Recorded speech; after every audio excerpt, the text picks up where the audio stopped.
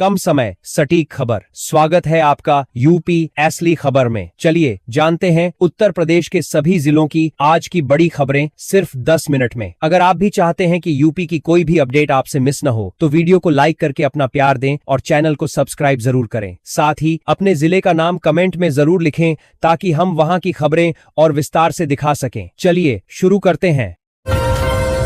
उत्तर प्रदेश के कृषि मंत्री सूर्य प्रताप शाही ने बीते दिन दलहन उत्पादन में राज्य को आत्मनिर्भर बनाने की दिशा में एक बड़ी घोषणा की है। इस लक्ष्य को पूरा करने के लिए केंद्र सरकार ने 125 करोड़ रुपए की भारी वित्तीय सहायता मंजूर की है। इस बजट से प्रदेश के किसानों को मूंग और उड़द जैसी फसलों के लिए उन्नत किस्म के बीज और विशेष प्रशिक्षण दिया जाएगा, जिससे दालों की पैदावार में बड़ी बढ़ोतरी होगी।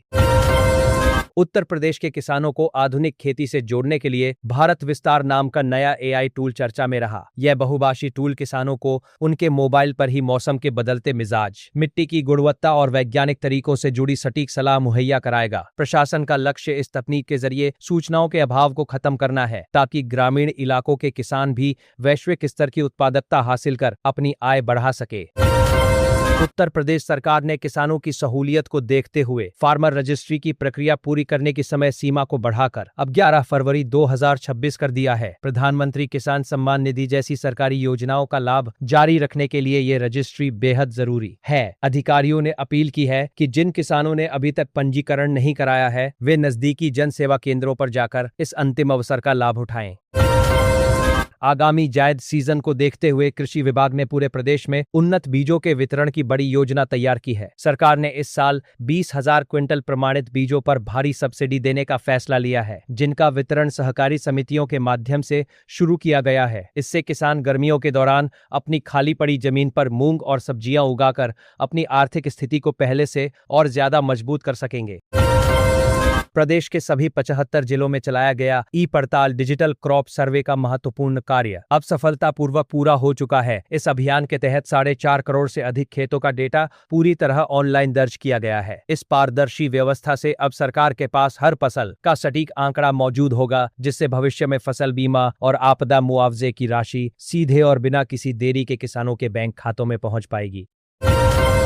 इलाहाबाद हाईकोर्ट ने हाल ही में एक बड़ा आदेश देते हुए कहा है कि भरण पोषण के मामलों में आरोपी के खिलाफ गिरफ्तारी और वसूली का वारंट एक साथ जारी करना गलत है। अदालत ने इसे अमानवीय बताते हुए स्पष्ट किया कि मजिस्ट्रेट को पहले संपत्ति की कुर्की या अन्य विकल्पों पर विचार करना चाहिए। यह फैसला निचली अदालतों में चल रहे हजारों पारिवारिक विवादों के निपटारे के तरीके में एक नई और मानवीय दिशा तय करेगा। शासन के विशेष निर्देश पर कानपुर और इटावा सहित प्रदेश के 13 जिलों में बीते दिन व्यापक प्रशासनिक समीक्षा की गई। वरिष्ठ अधिकारियों ने मौके पर जाकर विकास कार्यों की प्रगति और थानों की सुरक्षा व्यवस्था का बारीकी से निरीक्षण किया। जिलाधिकारियों को कड़े निर्देश दिए गए हैं कि जनता की शिकायतों को प्राथमिकता पर सुना जाए और सरकारी योजनाओं का फायदा समाज के हर तबके तक बिना किसी भेदभाव के पहुंचना सुनिश्चित हो। मेरठ के पुराने शहर में अवैध रूप से बनाए गए कमर्शियल कॉम्प्लेक्सों पर अब प्रशासन की कार्रवाई तेज होने वाली है। हाईकोर्ट की सुनवाई के बाद प्राधिकरण ने उन इमारतों की सूची तैयार कर ली है जिन्होंने बिना नक्शा पास कराए निर्माण कार्य किया था। इस सख्त नीति का उद्देश्य शहर की तंग गलियों में ट्रैफिक जाम की समस्या को कम करना और भविष्य में बिना अनुमति होने वाले अवैध निर्माणों पर पूरी तरह लगाम लगाना है। उत्तर प्रदेश पुलिस बल को हाईटेक बनाने के लिए नए ट्रेनिंग सेंटरों की शुरुआत और पुराने केंद्रों के विस्तार पर सहमति बनी है। इन आधुनिक केंद्रों में पुलिसकर्मियों को मुख्य रूप से साइबर क्राइम और डिजिटल धोखाधड़ी जैसे मामलों की जांच के लिए फॉरेंसिक टूल्स का प्रशिक्षण दिया जाएगा। सरकार का मानना है कि अपराध के बदलते तरीकों को देखते हुए पुलिस का तकनीकी रूप से सक्षम होना अनिवार्य है, ताकि नागरिकों को बेहतर सुरक्षा मिल सके। बदायूं और उसके आसपास के इलाकों में पुलिस ने दहेज प्रथा जैसी सामाजिक बुराई के खिलाफ एक विशेष मुहिम चलाई है। इस अभियान के तहत दहेज उत्पीड़न से जुड़े कई पुराने मामलों को तेजी से सुलझाया गया और दोषियों के खिलाफ कड़ी कानूनी कार्रवाई की गई। साथ ही ग्रामीण क्षेत्रों में पुलिस की चौपाल लगाकर लोगों को कानून के बारे में जागरूक किया जा रहा है, ताकि महिलाओं के खिलाफ होने वाले अपराधों पर लगाम लग सके। उत्तर प्रदेश माध्यमिक शिक्षा परिषद ने जानकारी दी है कि साल 2026 की बोर्ड परीक्षाओं के एडमिट कार्ड अब किसी भी समय आधिकारिक वेबसाइट पर उपलब्ध हो सकते हैं। हाई स्कूल और इंटरमीडिएट के छात्र अपने स्कूलों से संपर्क कर प्रवेश पत्र प्राप्त कर सकेंगे। बोर्ड ने सभी स्कूलों को सख्त हिदायत दी है कि छात्रों के नाम या विषय में अगर कोई गलती है तो उसे परीक्षा शुरू होने से पहले ही ठीक करवा लिया जाए। 18 फरवरी से शुरू होने वाली यूपी बोर्ड की परीक्षाओं को लेकर सुरक्षा के कड़े प्रबंध किए जा रहे हैं। प्रदेश के सभी परीक्षा केंद्रों पर सीसीटीवी कैमरों के जरिए पैनी नजर रखी जाएगी, जिसका सीधा संपर्क राज्य स्तरीय कंट्रोल रूम से होगा। परीक्षा की पवित्रता बनाए रखने के लिए विशेष उड़न दस्तों की तैनाती की गई है और केंद्रों के आसपास भीड़ जमा न होने देने के लिए धारा 144 लागू करने की तैयारी पूरी है। छात्र छात्राओं के मानसिक तनाव को कम करने के उद्देश्य से यूपी बोर्ड ने इस बार प्रश्न पत्र पढ़ने के लिए 15 मिनट का जो अतिरिक्त समय दिया है, उसके लिए गाइडलाइंस जारी कर दी गई है। शिक्षा विभाग का मानना है कि इस समय का सही उपयोग कर छात्र अपने उत्तरों की बेहतर योजना बना सकेंगे। साथ ही परीक्षार्थियों को सलाह दी गई है कि वे बिना घबराए शांत मन से परीक्षा दें, ताकि वे अपनी मेहनत का अच्छा परिणाम हासिल कर सके। प्रधानमंत्री ग्राम सड़क योजना के तहत प्रदेश के पिछड़े और ग्रामीण इलाकों में नई सड़कों के जाल बिछाने की परियोजनाओं को मंजूरी मिल गई है। इन संपर्क मार्गों के निर्माण से हजारों लोगों के लिए शहर के बाजारों, अच्छे अस्पतालों और बड़े कॉलेजों तक पहुंचना अब पहले से बहुत आसान हो जाएगा। प्रशासन ने निर्माण कार्य में इस्तेमाल होने वाली सामग्री की गुणवत्ता की जांच के लिए भी एक विशेष टीम का गठन किया है। उत्तर प्रदेश के सरकारी कार्यालयों और गांवों की पेयजल योजनाओं को अब सौर ऊर्जा से संचालित करने के काम में तेजी लाई जा रही है। इस ग्रीन एनर्जी प्रोजेक्ट के पूरा होने से बिजली की खपत कम होगी और पर्यावरण को भी बड़ा लाभ पहुंचेगा। सरकार का विजन है कि राज्य की अधिकांश सार्वजनिक सेवाओं को अक्षय ऊर्जा पर निर्भर बनाया जाए, जिससे भविष्य में बिजली संकट की समस्या को हमेशा के लिए खत्म किया जा सके।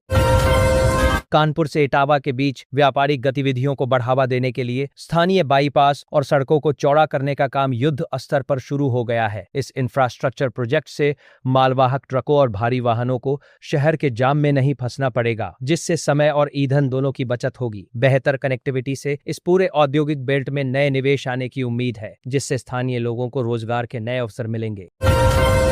माघ के महीने में रविवार का शुभ संयोग होने पर प्रयागराज और वाराणसी के घाटों पर श्रद्धालुओं की भारी भीड़ उमड़ी। कड़ाके की ठंड के बावजूद लाखों लोगों ने पवित्र नदियों में स्नान कर सूर्य देव को जल अर्पित किया और सुख शांति की प्रार्थना की